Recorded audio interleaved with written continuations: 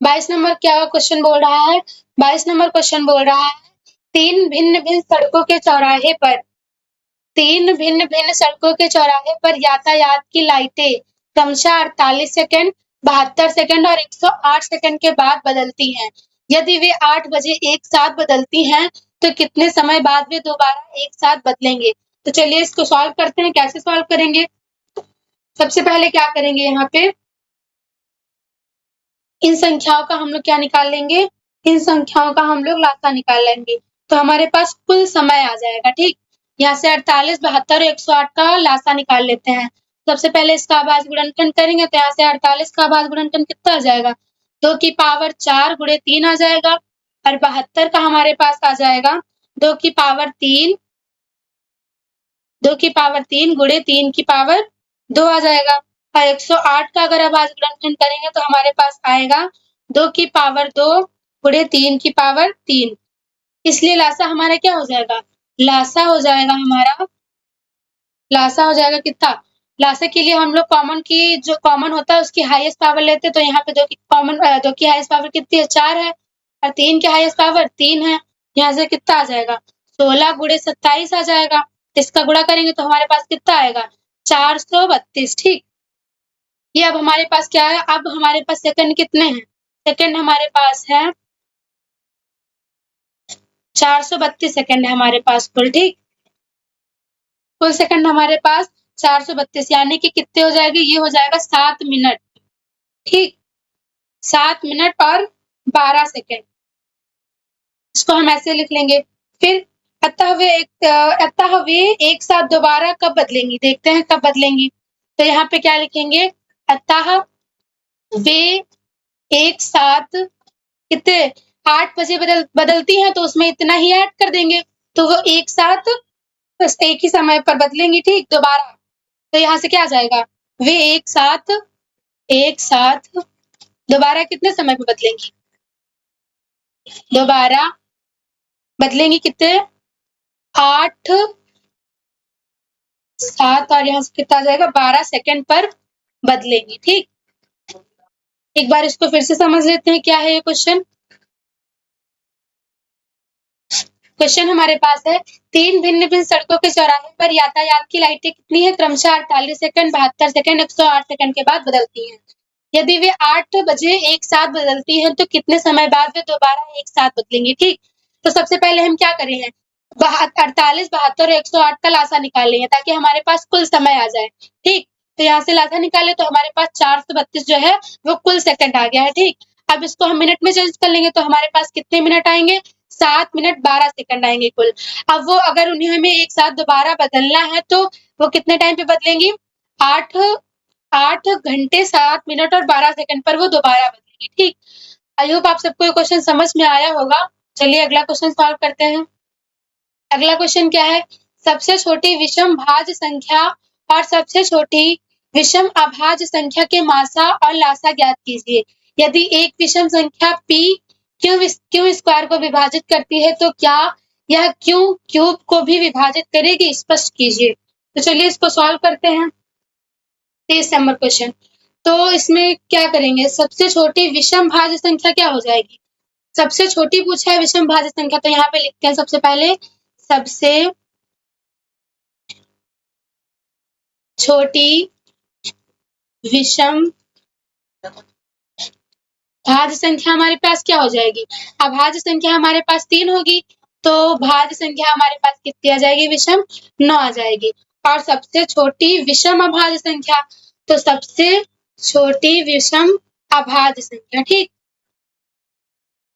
पहले हम लोगों ने भाज्य बताया है, अब हम लोग अभाज्य बताएंगे। अभाज्य हमारे पास कितनी आ जाएगी? 3 आ जाएगी। ठीक, इसलिए 9 और 3 का मासा कितना हो जाएगा? 9 और 3 का मासा, 9 और 3 का मासा और लासा ज्ञात करना, तो मासा हमारे पास कितना आ जाएगा? मासा हमारे पास 3 आ जाएगा, और लासा कितना आ जाएगा? लासा हमारे पास आ जाएगा 9 आ जाएगा। ठीक, अब यदि इसके आगे जो क्वेश्चन ये बोला है, यदि विषम संख्या p क्यू स्क्वायर को विभाजित करती है, तो क्या यह क्यू क्यूब को भी विभाजित करेगी? इसको स्पष्ट करना है। तो आगे क्या लिखेंगे? अब यदि कोई विषम संख्या, यदि कोई विषम संख्या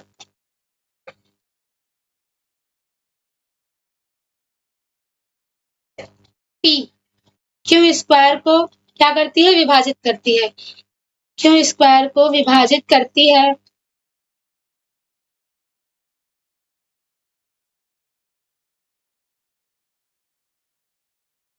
तब इसके आगे क्या लिखेंगे, तब टी स्क्वायर का, तब पी क्यू स्क्वायर का एक गुणनखंड होगी, तभी तो विभाजित करेगी, का एक गुणनखंड होगी। अगर गुणनखंड नहीं होगी तो विभाजित कैसे करेगी, इसीलिए इसको विभाजित करेगी। ठीक, आगे देखते हैं, आगे क्या आएगा, इसलिए Q square is equal to P M, ये हमने क्या मान लिया, पहला समीकरण, जहां n क्या है, एक पूर्णांक है, जहां n एक पूर्णांक है, ठीक, n क्या है, एक पूर्णांक है। अब Q square Q cube is equal to P M into Q लिखेंगे समीकरण 1 से, ये हम लोग क्या लिख लेंगे, समीकरण 1 से, ये हम लोगों ने समीकरण 1 से इतना लिख लिया।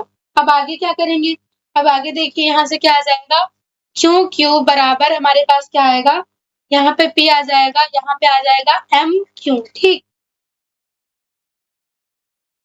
आगे सॉल्व करेंगे तो आगे हमारे पास आएगा p क्यू क्यूब का एक गुणनखंड है, p क्यू क्यूब का एक गुणनखंड है, एक गुणनखंड है, इसलिए p क्यू क्यूब को क्या करेगा, विभाजित करेगा, ठीक, ये आप लोग लिख देंगे। चलिए अगला क्वेश्चन सॉल्व करते हैं। 24 नंबर क्वेश्चन क्या है, एक विद्यालय में कक्षा 10 के दो अनुभाग ए तथा बी हैं। अनुभाग ए में 32 विद्यार्थी तथा अनुभाग बी में 36 विद्यार्थी हैं। कक्षा के पुस्तकालय में पुस्तकों की न्यूनतम संख्या ज्ञात कीजिए ताकि वह अनुभाग 1 अथवा बी के विद्यार्थियों में बराबर बांटी जा सके, ठीक। तो यहाँ से क्या आ जाएगा हमारे पास, इसको कैसे सॉल्व करेंगे, यहाँ पे जो पुस्तकें हैं अनुभाग ए तथा बी के विद्यार्थियों में बराबर बांटी जानी है, ठीक। इसलिए पुस्तकों की संख्या 32 तथा 36 की गुणज होनी चाहिए। अतः पुस्तकों की संख्या 32 तथा 36 का लासा होना चाहिए, यानी कि यहाँ पे जो ये हमारे विद्यार्थियों की संख्या है 32 और 36, ये पुस्तकों की संख्या का इनका लासा होना चाहिए। तो चलिए इनका लासा निकाल लेते हैं। लासा यहाँ से 32 का क्या आ जाएगा, 32 का आ जाएगा 2 की पावर 5 और 36 का आ जाएगा हमारे पास 2 की पावर 2 गुणे 3 की पावर 2। अब यहाँ पे लासा हमारे पास क्या आ जाएगा, इनका लासा हमारे पास आ जाएगा 2 की पावर 5 गुणे 3 का स्क्वायर। यहाँ पे लासा हमारे पास आ जाएगा 288। अतः पुस्तकों की न्यूनतम संख्या क्या होगी, अतः पुस्तकों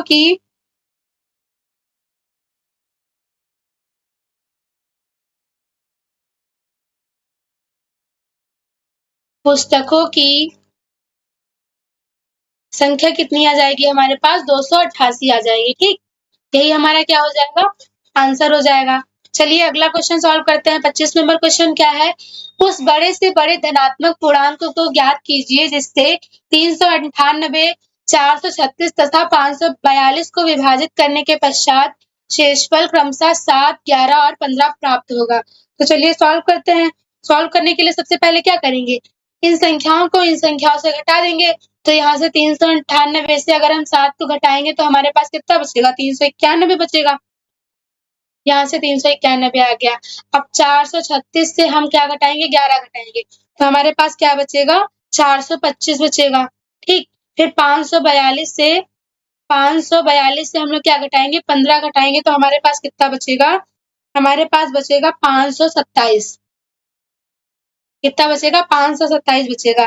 अब हमें बड़ी से बड़ी संख्या ज्ञात करनी है, तो हम इसका मासा निकाल लेते हैं। तो चलिए मासा निकाल लेते हैं। मासा हम इन संख्याओं का निकालेंगे, ठीक, जो हम लोगों ने प्राप्त की है संख्याएं, इसको घटाने के बाद उनका हम लोग मासा निकालेंगे। तो चलिए मासा निकालते हैं। तो यहाँ से 391 का गुणनखंड करेंगे तो क्या आ जाएगा? 391 का गुणनखंड करने पर हमें प्राप्त होगा 17 गुणे 23 और 425 का गुणनखंड करेंगे तो हमारे पास प्राप्त होगा 5 का स्क्वायर गुणे 17। फिर यहाँ से 527 का अगर करेंगे तो हमें क्या मिलेगा? 17 गुणे 31 मिलेगा, ठीक। अब यहाँ से क्या निकालेंगे हम लोग? HCF निकाल लेंगे। HCF के लिए जो कॉमन होगा केवल उसी को लेते हैं। तो यहाँ पे क्या कॉमन है? 17 कॉमन है। तो यहाँ पे HCF क्या हो गया? 17 हो गया। नीचे क्या लिखेंगे? इसलिए अभीष्ट संख्या हमारी क्या हो जाएगी? इसलिए अभीष्ट संख्या हमारी हो जाएगी 17। यही क्या हो जाएगा? हमारा आंसर हो जाएगा। चलिए अगला क्वेश्चन सॉल्व करते हैं। अगला क्वेश्चन क्या है? 26 नंबर क्वेश्चन है। सिद्ध कीजिए कि root P plus root Q एक अपरिमेय संख्या है, जहां P और Q अभाज्य संख्याएं हैं। तो चलिए सॉल्व करते हैं। क्या करेंगे हम? सबसे पहले इसको मान लेंगे। सबसे पहले हम लोगों ने माना root P plus root Q क्या है? एक परिमेय संख्या है। क्या है? एक परिमेय संख्या है, ठीक। अब आगे क्या लिखेंगे? जहां पे P और Q क्या है? जहां P और Q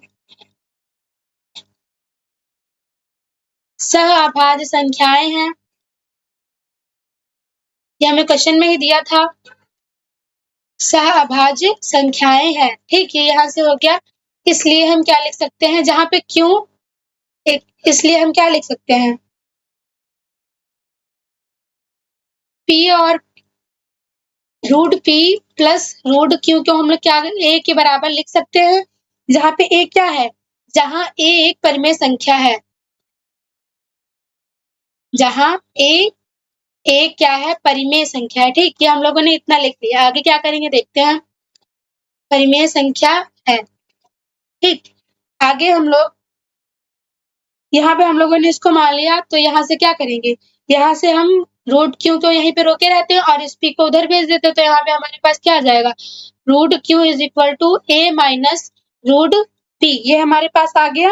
अब क्या करेंगे? दोनों पक्षों का वर्ग कर देंगे। तो यहाँ पे लिख देंगे स्क्वायर बोथ साइड, ठीक। दोनों पक्षों का वर्ग करने पर क्या आ जाएगा हमारे पास?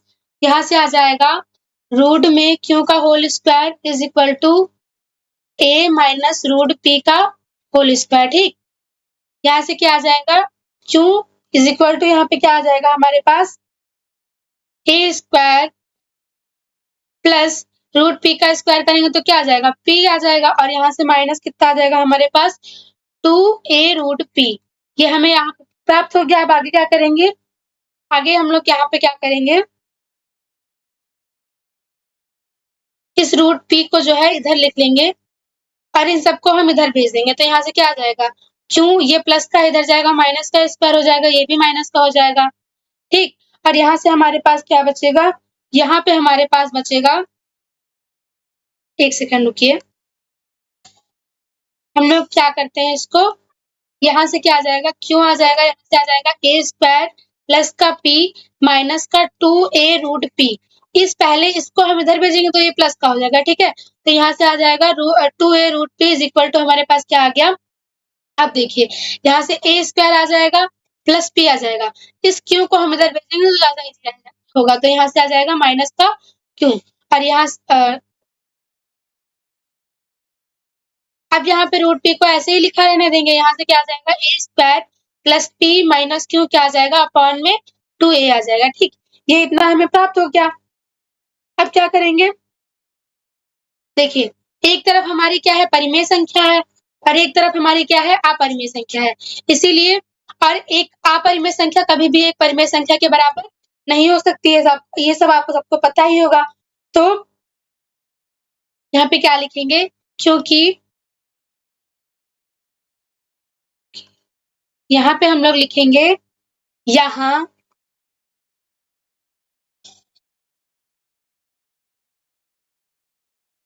दाएं पक्ष का क्या होता है? दाएं पक्ष का परिमेय होने का विरोध होता है, ठीक। परिमेय होने का विरोध होता है, ठीक। ये हम लोगों ने लिख दिया। किस लिए लिखा है तो आगे देखते हैं।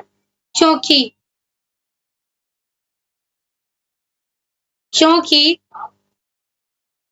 p क्या है? एक अभाज्य संख्या है।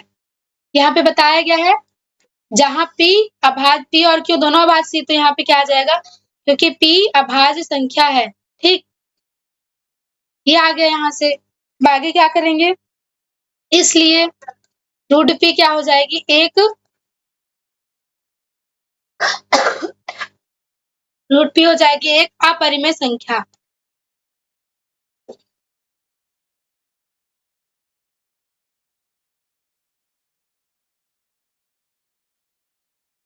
इसी प्रकार आगे क्या लिखेंगे? इसी प्रकार रूट q भी एक अपरिमेय संख्या हो जाएगी, ठीक। इधर लिखेंगे अतः root p plus root q एक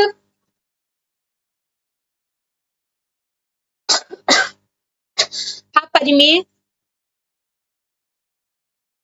संख्या है। ये क्या हुआ? सिद्ध हुआ। चलिए अगला क्वेश्चन सॉल्व करते हैं। अगला क्वेश्चन क्या है? 27 नंबर क्वेश्चन है हमारे पास। यदि 36 और 63 के मासा को 8x माइनस 63 के रूप में लिखा जाए तब x का मान ज्ञात कीजिए। तो हम इसके मासा को क्या लिख सकते हैं? मासा को हम लोग लिख सकते हैं 8x माइनस का 63। यहाँ से सबसे पहले हम 36 और 63 का मासा निकाल लेते हैं। तो 36 का अभाज्य गुणनखंड करेंगे तो हमारे पास क्या आएगा? 36 का अभाज्य गुणनखंड करने पर हमारे पास आएगा 2 का स्क्वायर, ये 2 का स्क्वायर, 2 का स्क्वायर इंटू 3 का स्क्वायर, ठीक। ये 36 का अभाज्य गुणनखंड हो जाएगा और यहाँ से 63 का करेंगे तो कितना आ जाएगा? 3 का स्क्वायर गुणे 7, ठीक। अब इनका मासा निकालेंगे। तो मासा निकालने के लिए क्या करेंगे? जो कॉमन होगा उसकी सबसे छोटी पावर ले लेंगे। तो यहाँ पे 3 कॉमन है केवल, तो यहाँ 3 की सबसे छोटी पावर क्या है? 3 ही है। तो यहाँ से 3 का स्क्वायर इज इक्वल टू हमारे पास मासा कितना आ गया? 9। अब इसको मासा के बराबर लिख देते तो यहाँ पे 9 आया। यहाँ से 8x माइनस का 63 आया। इस माइनस के 63 को इधर भेज देंगे तो प्लस का हो जाएगा। 63 प्लस 9 इज इक्वल टू क्या आ जाएगा? 8x आ जाएगा। यहाँ से आ जाएगा 8x इज इक्वल टू 9 3 क्या हो जाएगा? 12 हो जाएगा। ये 7, ये क्या आ जाएगा? 8 9 72, यानी कि x का मान हमारे पास कितना आया? 9 आया। और यही क्या हो जाएगा? हमारा आंसर हो जाएगा। चलिए अगला क्वेश्चन सॉल्व करते हैं। अगला 28 नंबर क्वेश्चन क्या है? 3 टैंकरों में क्रमशः 403 लीटर, 434 लीटर और 465 लीटर डीजल है। तो ऐसे पात्र की अधिकतम क्षमता ज्ञात कीजिए जिससे तीनों पात्रों के डीजल को पूर्ण संख्या में मापा जा सके। तो कैसे सॉल्व करेंगे? चलिए देखते हैं। सबसे पहले 403, 434 और 465 का हम लोग क्या निकालेंगे? मासा निकालेंगे, ठीक। तो यहाँ पे हम लोग मासा निकाल लेते हैं, इसका अभाज्य गुणनखंड करते हैं। तो यहाँ से क्या 4 से 3 बराबर क्या आ जाएगा हमारा? 13 गुणे 31 आ जाएगा, ठीक। और 434 का अभाज्य गुणनखंड करेंगे तो हमारे पास कितना आ जाएगा? 2 गुणे 7 गुणे 31 आ जाएगा। फिर 465 का अगर हम करेंगे तो हमारे पास क्या आ जाएगा? 3 गुणे 5 गुणे 31। अब हम मासा निकालेंगे यहाँ पे, तभी तो हमें पात्र की क्षमता प्राप्त होगी। तो मासा बराबर हमारे पास क्या आ जाएगा? मासा बराबर हमारे पास आ जाएगा 31, ठीक। इसलिए पात्र की क्षमता क्या हो जाएगी? पात्र की क्षमता कितनी हो जाएगी? पात्र की क्षमता होगी 31 लीटर, ठीक। यानी कि अधिकतम क्षमता कितनी होगी जिससे वह तीनों पात्रों के डीजल को पूर्ण संख्या में मापा जा सके? तो वो कितना हो जाएगा? 31 लीटर हो जाएगा, ठीक।